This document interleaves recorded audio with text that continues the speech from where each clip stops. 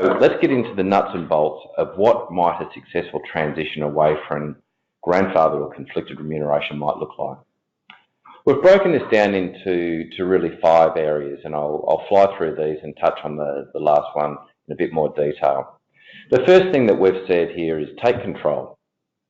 The second area is you need a new lens on pricing about the old world versus new world, trying to find what's efficient, valuable advice and how it's perceived, looking at how the value chain could be reconstructed, and then finally finding the right partners and people who can help you on that. The first point of taking control, this has been one of the most emotional topics that's come up, and the thing that we've said is clear thinking and putting aside how you feel and about some of the criticism that's coming is key. That's why I gave you that long history. This is just where we are. It's not an indictment of good or bad, so we have to put that aside. The second point is that the shift may be closer and quicker than anticipated, and we saw that through some of those announcements that came out last week on CFS. This is not I will get to it in 6 months' time, it's a here and now conversation. The decision to transition to a future model does have to take place now, but there are options.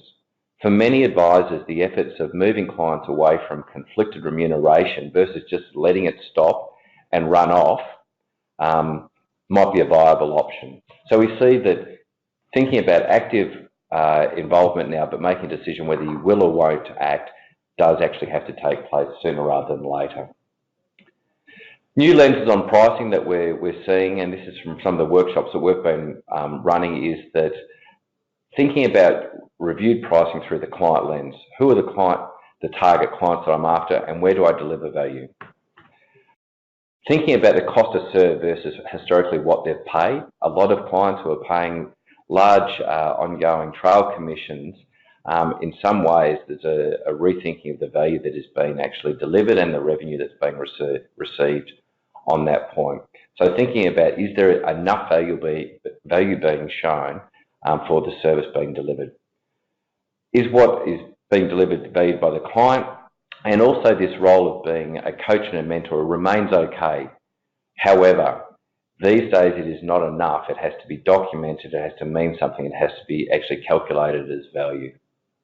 Repricing clients on a revenue basis is absolutely a trend that we are seeing, and we're seeing advisors unfortunately recognise that there's just some clients that previously that they were being supported, able to support through trailing commissions, who are no longer economic going forward. And this last point, which is 48% of practices surveyed are now doing this as their #1 priority. So nearly 50% of the industry is in the depths of repricing.